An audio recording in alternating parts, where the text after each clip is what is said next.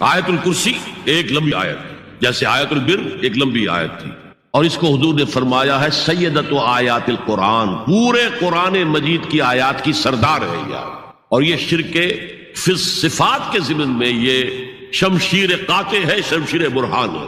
اللہ لا الہ الا ہو الحی القیوم، یہ وہی ہے۔ قل هو اللہ احد اللہ الصمد الحی، اللہ زندہ ہے لیکن اس کی زندگی کو اپنی زندگی پر قیاس نہ کرتا۔ تمہیں خوراک کی احتیاج ہے، اسے کوئی ضرورت نہیں۔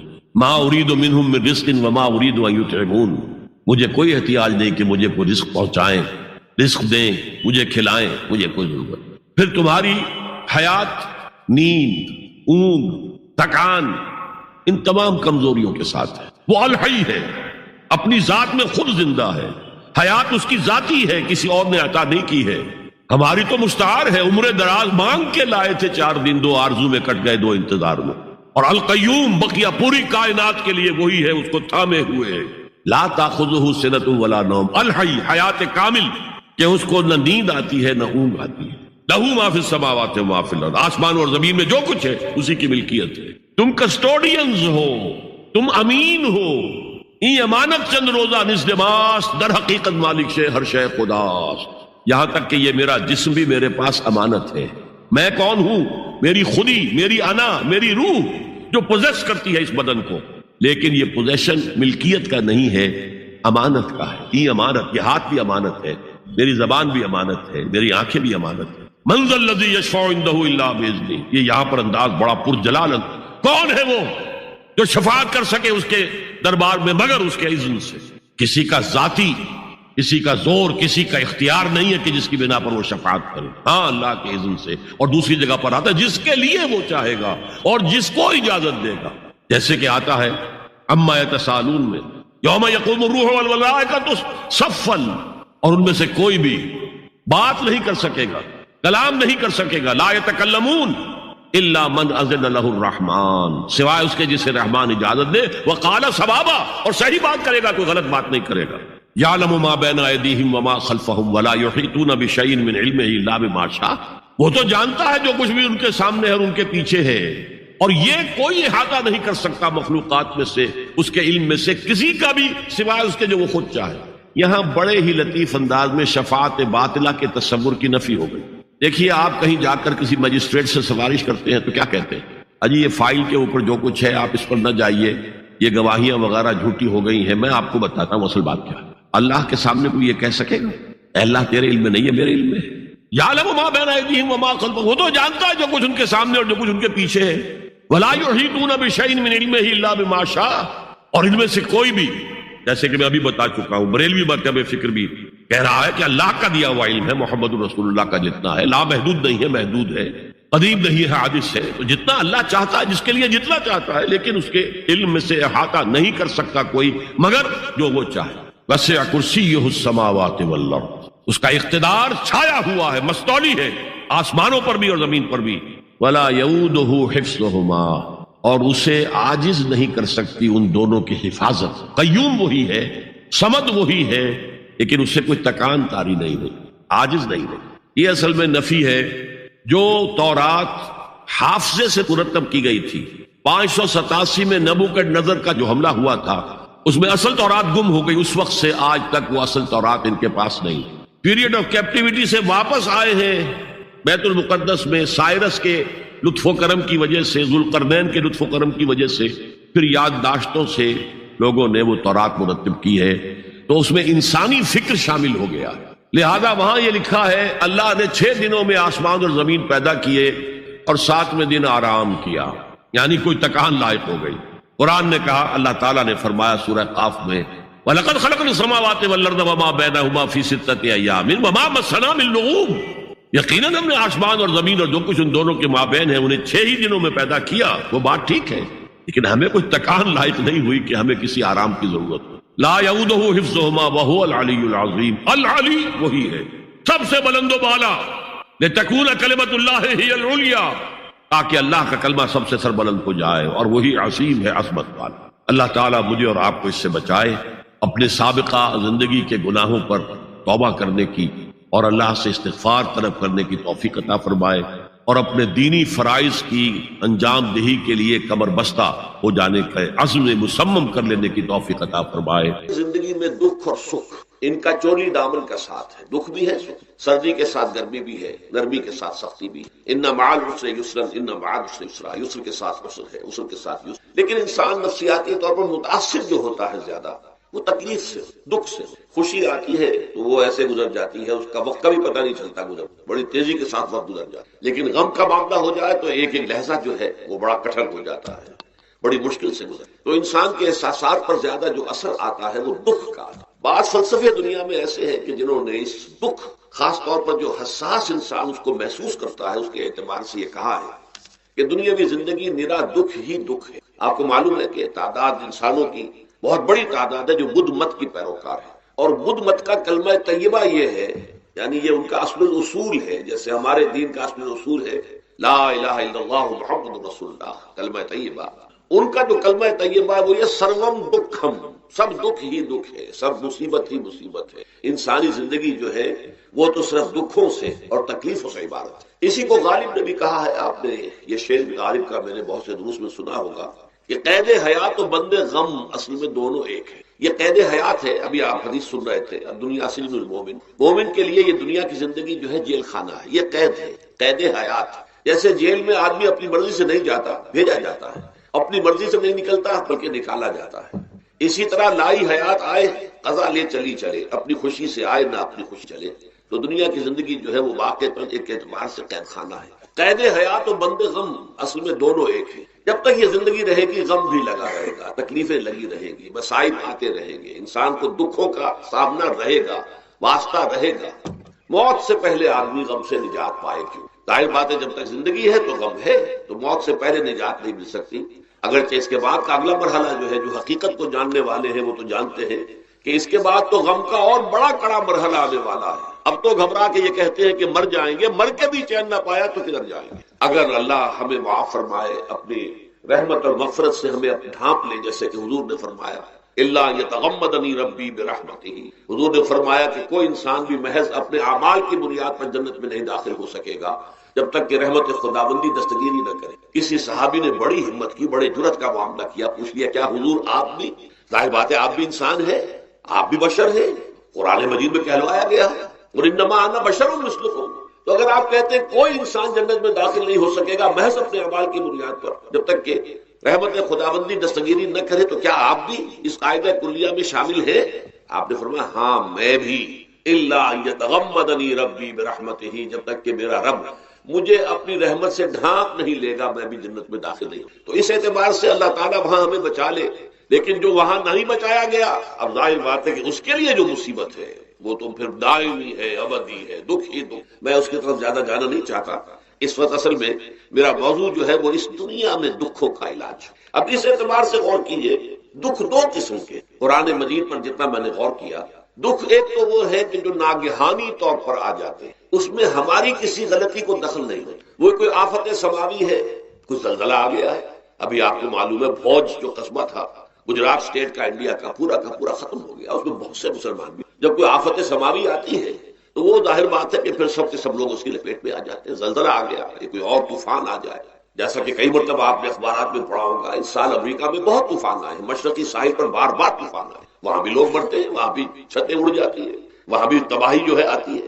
تو اس حوالے سے ایک تو ہے وہ ناگہانی آفات، آفت ارضی ہو یا آفت سماوی ہو، زلزلہ ہے یا آفت ارضی ہے، طوفان آ گیا ہے، کوئی سائیکلون آ گیا یا آفت سماوی ہے، یا کوئی آسمان سے بڑا سا پتھر آ جائے۔ آپ کبھی کبھی اخبارات میں پڑھتے ہوں گے کہ ایک بڑی چٹان پاس سے گزر گئی، بہت بڑی خلائی چٹان جو ہے زمین کے قریب سے ہو کر گزر گئی، زمین بچ گئی، ورنہ اگر وہ زمین سے ٹکرا جاتی تو نہ معلوم کتنا بڑا یہاں پر تباہی کا معاملہ ہوتا۔ بڑے بڑے جو ہے شہاب گرتے رہے زمین کے اوپر، بڑی بڑی تباہی آتی رہی ماضی۔ تو ایک تو یہ ہے، اور ان میں بھی تقسیم کیجئے، یہ ناگہانی تکلیف، ناگہانی مصیبت، یا کوئی آفت سماوی یا آفت ارضی، اس کی بھی پھر دو قسمیں ہو گئی۔ ایک وہ کہ جو افراد کو متاثر کرے، انفرادی سطح، آدمی سڑک پر جا رہا تھا، پیچھے سے آ کر کسی گاڑی نے ٹکر ماری، گر گیا، ٹانگ ٹوٹ گئی، اب ظاہر بات ہے کہ اس میں اس کا کوئی قصور نہیں ہے، یہ اللہ تعالیٰ کی طرف سے بات آ گئی ہے۔ یا یہ کہ کوئی اگر اجتماعی سطح پر آیا، جیسا کہ زلزلہ ہے، یا جیسا کہ کوئی سائیکلون ہے، کوئی بڑا طوفان ہے، بہت بڑے فلڈز آ گئے ہیں، اس وقت بھی موزمبیق میں بہت بڑا فلڈ آیا ہوا ہے، ساؤتھ افریقہ میں، اور افریقہ میں پچھلے سال بھی بہت بڑا فلڈ آیا تھا، بڑی تباہی آ رہا۔ تو یہ آفت سماوی یہ ظاہر بات ہے کہ اجتماعی سطح پر آتی ہے، بڑی بڑی مقدار میں تعداد میں لوگ متاثر ہوتے ہیں، لاکھوں لوگ بے گھر ہو جاتے ہیں، ہزاروں آدمی مارے جاتے ہیں۔ پہلی شکل جو ہے دکھ کی، جیسا کہ میں نے عرض کیا، وہ ناگہانی دکھ، کوئی آفت ارضی، کوئی آفت سماوی، خواہ وہ انفرادی ہو خواہ اجتماعی۔ اس کے ضمن میں کیا علاج ہے؟ ظاہر بات ہے کہ اس کا علاج یہ تو نہیں ہو سکتا کہ آپ اس کو ختم کر سکیں۔ انگریزی کا ایک محاورہ ہے، what cannot be cured must be endured۔ جو چیز جو ہے جس کا علاج نہیں ہو سکتا وہ تو برداشت کرنی پڑے گی۔ بعض بیماریاں بھی ایسی ہیں، ڈائبٹیز ہو گئی ہے، شوگر کا مرض ہو گیا، ڈاکٹر آپ کو بتائے گا کہ بھائی اب یہ مرض جائے گا نہیں، اب آپ کو اس مرض کے ساتھ ہی اپنے آپ کو ایڈجسٹ کر کے اپنی غذا وغیرہ اس کے مطابق طے کر لیجیے، ورنہ یہ کہ یہ نہ سمجھیے کہ یہ مرض چلا جائے گا۔ تو what cannot be cured must be endured۔ لہذا ان آفت سماوی و عرضی، چاہے وہ انفرادی سطح پر متاثر کرتی ہوں انسانوں کو اور چاہے اجتماعی سطح پر، اس کا تو علاج ایک ہی ہے۔ عربی میں بھی ایک محاورہ یہ ہے کہ کسی نے پوچھا تھا کہ بچھو کے کاٹے کا کیا علاج ہے؟ البکاء الی الصباح، رات کو اگر کاٹا ہے کسی بچھو نے تو روتے رہو صبح تک، یہ علاج ہے، اس کا اور کوئی علاج ہے ہی نہیں۔ تو جو چیز لا علاج ہے اسے برداشت کر، گویا کہ یہاں جو اصل شے ہوگی کہ دنیاوی آفات، عرضی و سماوی آفات، ناگہانی آفات، ناگہانی مصیبتیں، ان کے ضمن میں ہمیں ایسی شے کی ضرورت ہے جو ہمارے اندر برداشت پیدا کرے، اس کو جھیلنا آسان بنا دے، ہم اس کی وجہ سے بجھ کر نہ رہ جائیں، ہماری ہمتیں جواب نہ دے جائیں، ہمارا ارادہ ختم نہ ہو جائے، ہمارا حوصلہ پست نہ ہو جائے، بلکہ برداشت ہو، جھیلنا ہو، تحمل۔ ابھی بھٹر صاحب کہہ رہے تھے اللہ تعالیٰ ذرا سا متحمل ہے، میں نے کہا یہ بہت غلط بات کہہ رہے، اللہ بہت متحمل ہے۔ وہ ذرا سا تو یوں سمجھیے کہ ان کے کہنے کے انداز میں یہ بات آ گئی، ذرا سا رحیم بھی ہے، نہیں وہ بہت رحیم ہے، بہت متحمل ہے، بہت حلیم۔ لیکن یہ کہ ہمیں یہ جو آفات سماویہ اور عرضیاں ہیں جو ہمارے اوپر آ جاتی ہیں اللہ کی طرف سے، ان کے ضمن میں ذہنی ایک ایٹیچیوڈ پیدا ہو جائے، سوچ کا ایک خاص رخ بن جائے، انسان کے احساسات ایک خاص طرز پر ڈھل جائیں، تو پھر ان کو برداشت کرنا آسان ہو۔ اور وہ کیا ہے؟ وہ ہمارے ایمان کا لازمی تک۔ ایمان ہمیں یہ بتاتا ہے کہ کوئی مصیبت اس زمین میں آتی ہے نہ تمہاری جانوں پر آتی ہے بغیر اذن رب۔ جو کچھ آ رہا ہے اللہ تعالیٰ کے فیصلے سے آیا ہے، یہ کوئی اندھا بہرا مادہ نہیں ہے، یہ کوئی اندھا بھینسا نہیں ہے کہ اس نے آ کے آپ کو ٹکر مار دی ہے، نہیں، یہ تو سمیع و بصیر، علیم و خبیر اللہ اور حکیم اور قدیر اللہ کا فیصلہ ہے۔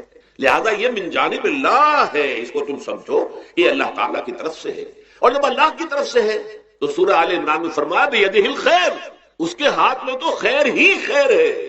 یعنی بظاہر تمہیں محسوس ہوتا بھی ہو کہ یہ میرے لیے تکلیف دہ بات آ گئی ہے، تو اس کو یوں سمجھو کہ اس کا نتیجہ جو میرے حق میں نکلے گا وہ خیر ہوگا۔ فوری طور پر تو تکلیف ہے، مجھے اچھی نہیں لگ رہی، ناگوار ہے، لیکن نتیجہ اس کا خیر نکلے گا۔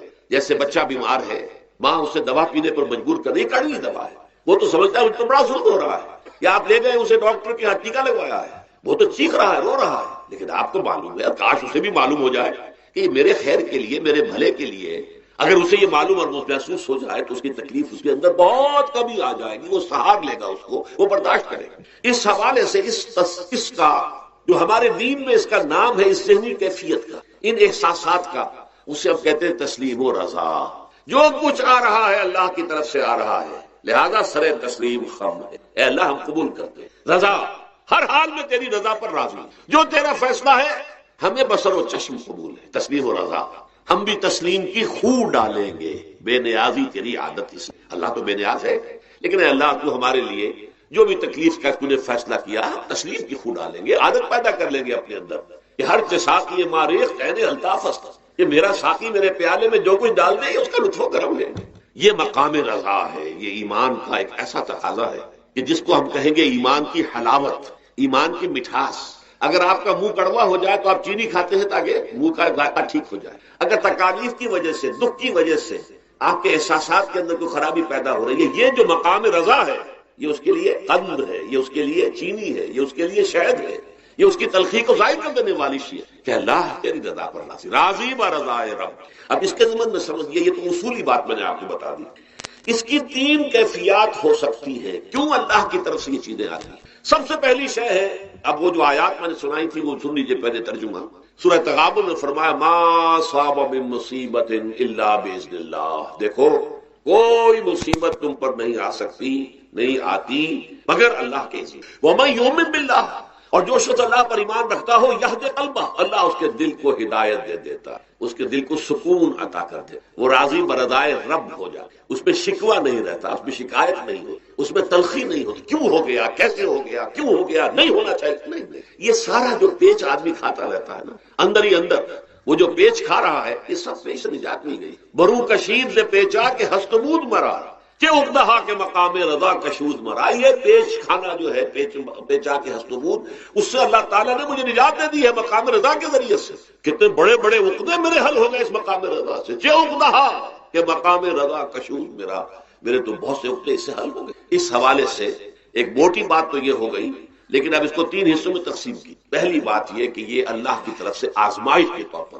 آزمائش میرا بندہ اس پر صبر کرتا ہے یا نہیں، یا میرے خلاف بکواس کرنے پر آمادہ ہو جائے۔ اللہ تو ایسا ہے، اللہ نے تو ہم پر کبھی کرم کیا ہی نہیں ہے، اللہ تو ظالم، معاذ اللہ معاذ اللہ معاذ اللہ۔ کہیں ایسا تو نہیں، میرا بندہ جو ہے تکلیف کو جھیلتا ہے میری وجہ سے، یہ سمجھ کے کہ اللہ کی طرف سے آئی۔